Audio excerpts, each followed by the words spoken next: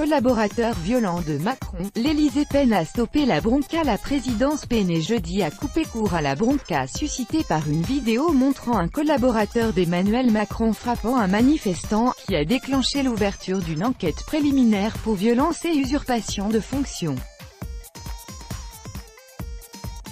L'incendie est parti du site du Monde qui a mis en ligne mercredi soir une vidéo filmée le 1er mai par un manifestant place de la Contrescarpe à Paris, où un homme, identifié comme Alexandre Benalla, coiffé d'un casque à visière des forces de l'ordre, s'en prend à un jeune homme à terre. Ces images ont déclenché l'indignation à gauche comme à droite. Emmanuel Macron, en déplacement en Dordogne, a refusé de répondre aux questions.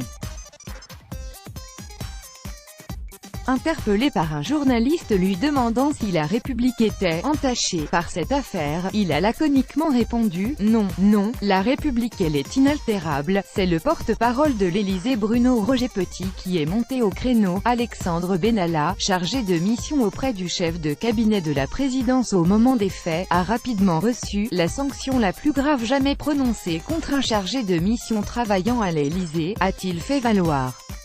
Il a été mis à pied pendant 15 jours avec suspension de salaire et démis de ses fonctions en matière d'organisation de la sécurité des déplacements du président, pour punir un comportement inacceptable.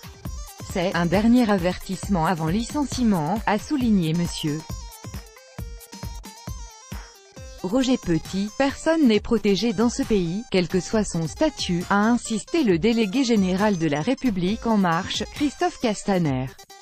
Le parquet de Paris a ouvert une enquête préliminaire pour violence par personne chargée d'une mission de service public, usurpation de fonction, et usurpation de signes réservés à l'autorité publique. Observateur, Alexandre Benalla, responsable de la sécurité d'Emmanuel Macron durant la campagne présidentielle, le 1er mars 2017 au Salon de l'Agriculture à Paris.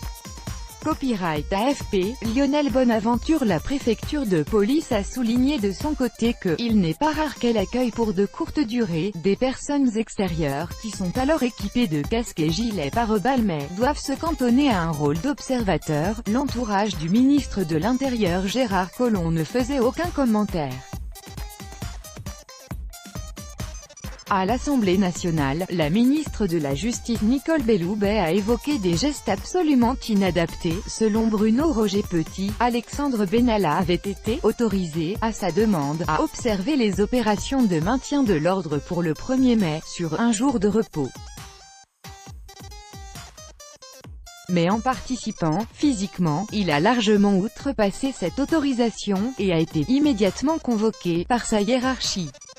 Un deuxième homme a aussi outrepassé son autorisation, ce même 1er mai, a révélé le porte-parole de l'Élysée, Vincent Kras, gendarme réserviste et employé de l'REM, a aussi écopé d'une mise à pied de 15 jours avec suspension de salaire, et il a été mis également fin à toute collaboration entre lui et la présidence de la République. Il n'agissait absolument pas dans le cadre de ses activités professionnelles, a souligné Christophe Castaner. La polémique a rapidement enflé, jusque dans le parti du président. Le député LREM Laurent Saint-Martin a estimé qu'Alexandre Benalla ne devait plus travailler à l'Élysée car il a failli, tout en estimant que l'Élysée a eu le bon réflexe en le rétrogradant rapidement. Montrer l'exemple. À droite, le président des Républicains, LR, Laurent Wauquiez, a sommé Emmanuel Macron de s'exprimer, demandant notamment s'il y a eu des manœuvres pour étouffer l'affaire. Ce n'est pas le genre de la maison, a répondu le chef de file des députés LREM Richard Ferrand. Il n'y a eu aucun obstacle à aucun moment à la révélation de la vérité, a affirmé M. Castaner, dénonçant une exploitation politique, filmée par des militants de la France insoumise, qui assurent ne pas avoir su que l'homme violent était M. Benalla. Ces images avaient été publiées sur les réseaux sociaux le jour même. Le leader de LFI, Jean-Luc Mélenchon, a réclamé qu'un juge d'instruction soit saisi, car tous les éléments sont là qui permettent d'identifier un délit, et que des responsables à l'Élysée démissionnent. Pourquoi les policiers ont laissé faire? Pourquoi la justice n'a pas été saisie? Pourquoi Emmanuel Macron s'est contenté d'une mise à pied? Que fait ce nervi dans la sécurité à l'Élysée? A interrogé le député LFI Éric Coquerel. Monsieur Benalla doit être redevable devant la justice, a abondé le premier secrétaire du PS Olivier Faure, tandis que le secrétaire national de ELV David Cormand accusait monsieur